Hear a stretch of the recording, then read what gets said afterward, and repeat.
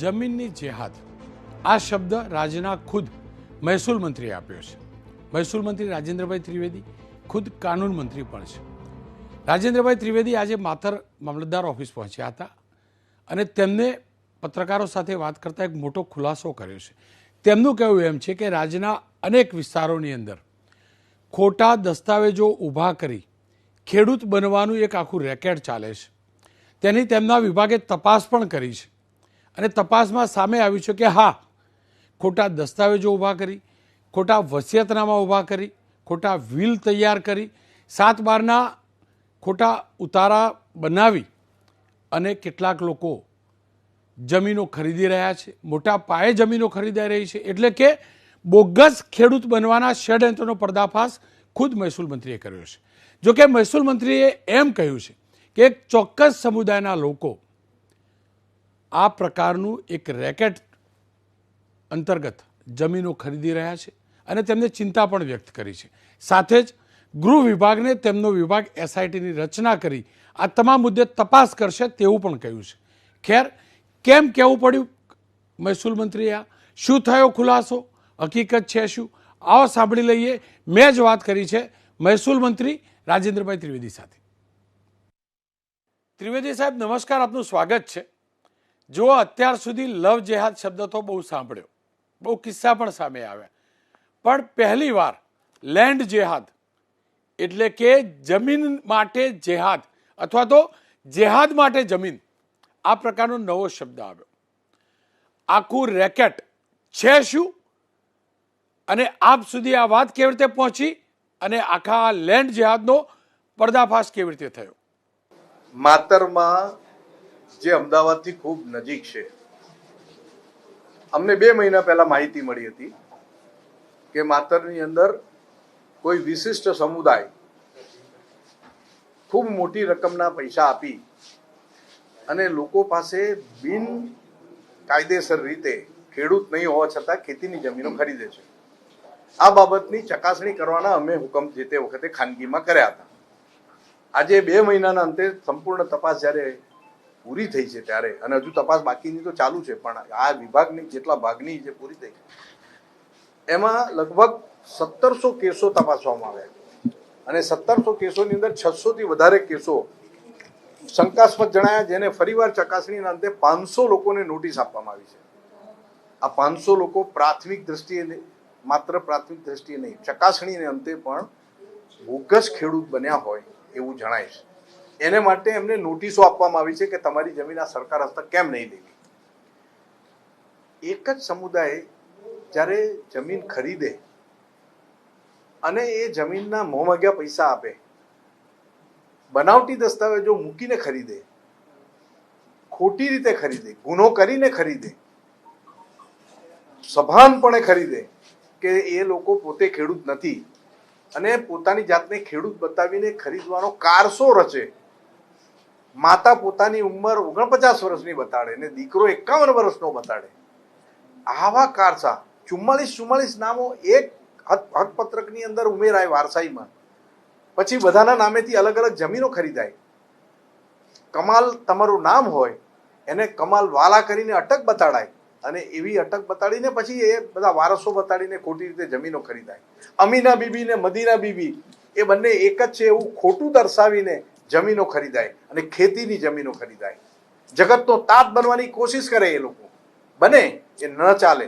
કોઈ એક વિશિષ્ટ સમુદાયના અહીંયા વ્યક્તિ જ્યારે અધિકારી તરીકે હતા તે વખતમાં મોટા ભાગના 200 થી વધારે તો કેસો તેમના મારફતે થયેલા છે. આ બધી તપાસ ઝીણવટભરી થશે, આ બધી જમીનો તો જશે, પરંતુ એમની સામે આના કેસો પણ થશે, ફોજદારી કેસો થશે. કારણ કે આ ફોજદારી ગુનો બને છે.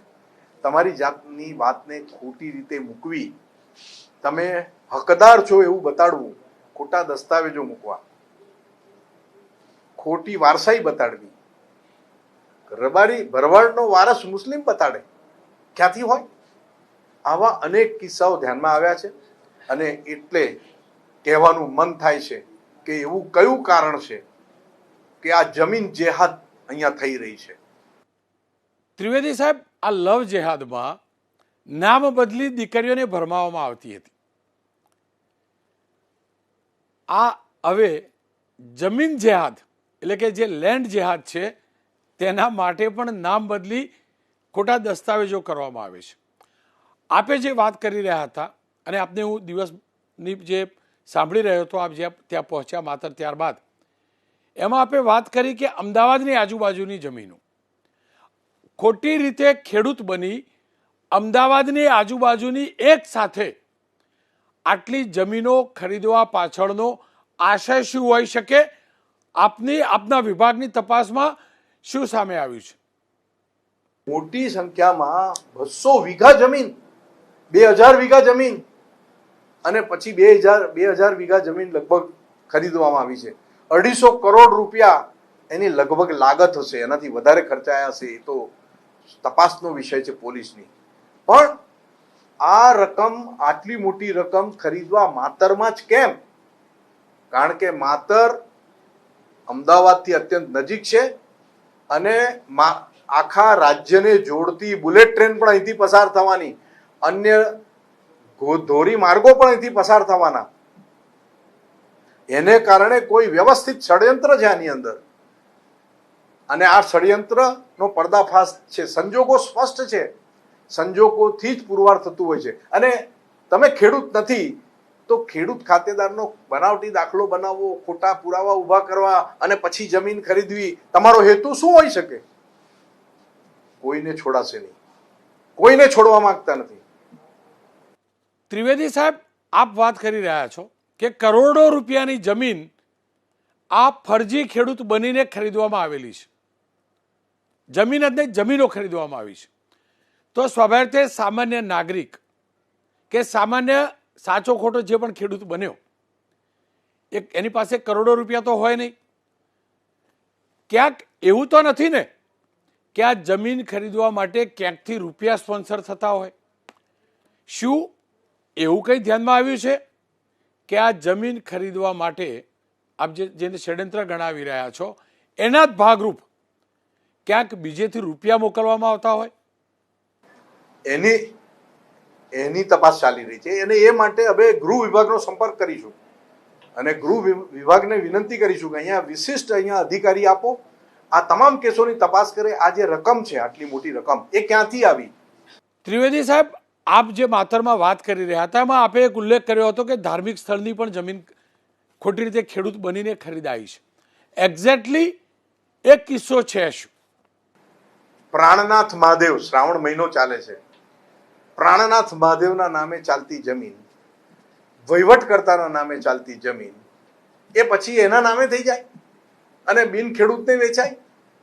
કેવી રીતે ચલાવી લેવાય?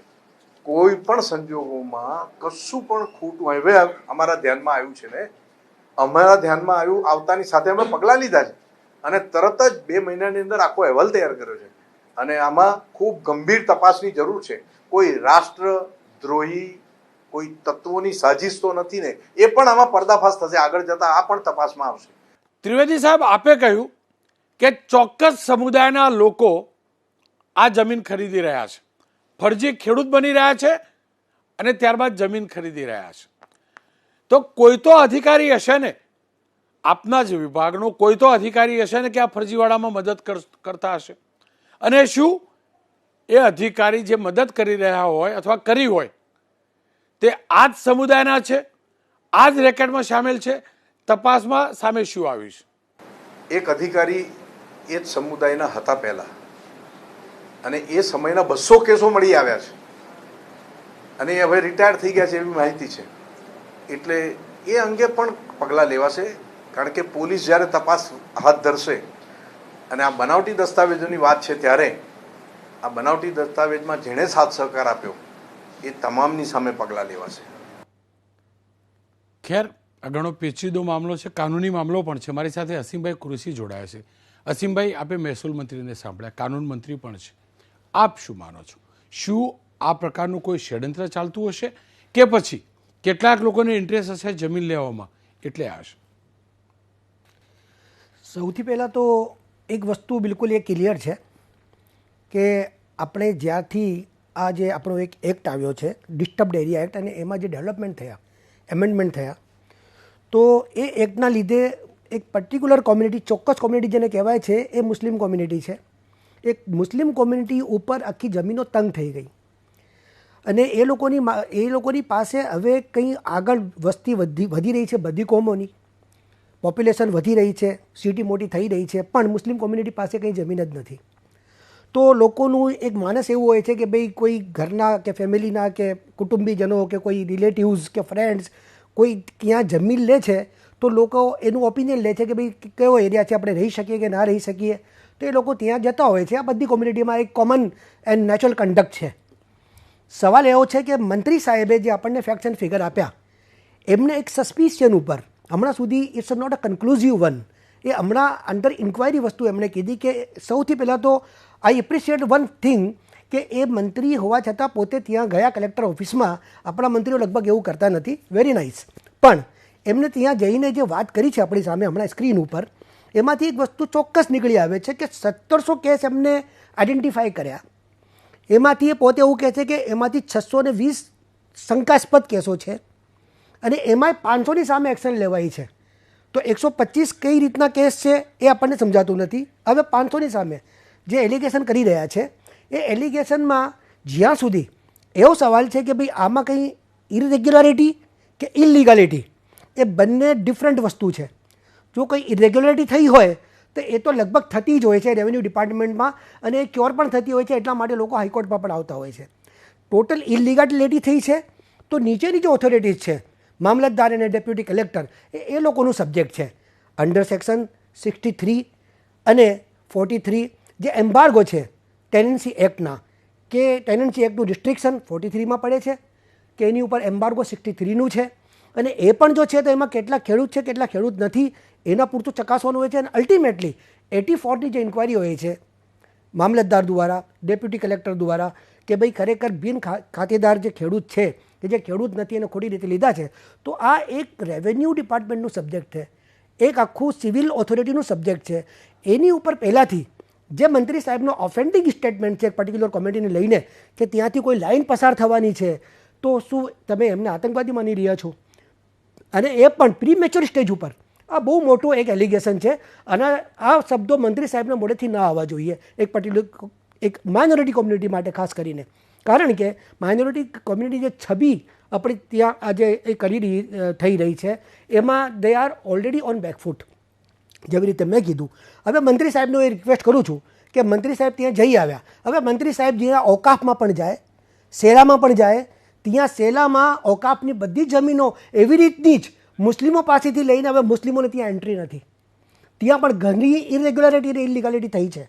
તો એ પણ જરા આપણે એમાં મૂકીએ પછી ઇન્ક્વાયરીમાં એની ઉપર પણ આપણે રિપોર્ટ લઈએ. આપ ત્યાં જવાની પણ તકલીફ કરો એવી મારી રિક્વેસ્ટ છે. આપ શું માનો છો, નામ બદલીને આ કરવું એ કેટલું યોગ્ય? નામ બદલીને જે વસ્તુ થઈ છે, સપોઝ તો આ ઘણા બધા કિસ્સામાં બનતું હોય છે, એમાં કોઈ કોમ્યુનિટી પર્ટિક્યુલર કોમ્યુનિટી વિશેષનો સવાલ નથી. જો નામ બદલીને એવી રીતનું ફ્રોડ થયો એ 465 468ને ટ્રેક કરે છે અને 420 405 406 આ બધી કલમો ફ્રોડ, ચીટિંગ કે ફ્રોડુલન્ટ ડોક્યુમેન્ટ જે ઊભા થયા હોય તો આખી વસ્તુ અલગ છે. અને એમાં કમ્પ્લેનન્ટ કોણ હોવા જોઈએ? અહીંયા જ્યારે એક ટ્રાન્ઝેક્શન થયું છે એ ટ્રાન્ઝેક્શનમાં between particular person who is a વેન્ડિયન વેન્ડર એ લોકોનો સવાલ આવે છે. એની ઉપર ગવર્મેન્ટ નોટિસ ડાયરેક્ટ ક્યાંથી આપી રહી છે? આ ડાયરેક્ટ ગવર્મેન્ટે જે પાવર એક્સરસાઇઝ કર્યા છે નોટિસ આપવાના એ મને સમજાતું નથી. એક તો કોમ્પિટન્ટ ઓથોરિટી રેવન્યુ ઓથોરિટી છે, it is their lookout, it is their duty to see કે whether anything is in a contravention of law is taken place or not. હવે એમાં જો ક્રિમિનલ તત્વો નીકળે છે તો પછી જે લોકોએ જમીન વેચી છે એ કહી શકે કે ભાઈ મારા નામનું ખોટું દસ્તાવેજ છે. એમાં હુ ઇઝ ધ ગવર્મેન્ટ? આ તો બિટવીન ધ પ્રાઇવેટ પાર્ટીઝ. તો પ્રાઇવેટ પાર્ટી સામે આવી જોઈએ. એમાં આપણે મંત્રી સાહેબે જો ઇનિશિયેટિવ્સ લીધા છે, ઓકે ફાઇન, સુઓ મોટો લીધા છે, એનું પ્રોવિઝન શું છે I am not sure as a lawyer, પણ કોઈ વસ્તુ નહીં, એમાં પણ ઇન્ક્વાયરી થવી જોઈએ. કારણ કે હું સમજું છું જ્યાં સુધી કે આવી રીતની કોઈ પણ જે વસ્તુ બની હોય આખું ક્રિમિનલ સબ્જેક્ટ એ આખું સબ્જેક્ટ અલગ છે અને એમાં તો એ માણસ જે પર્ટિક્યુલર વિક્ટીમ છે એને કમ્પ્લેન આપવી પડે. એના કરતાં આપણે જે બીજી રીતે ઉપરથી ઇન્ક્વાયરી કરી રહ્યા છે it is perhaps not tenable in law.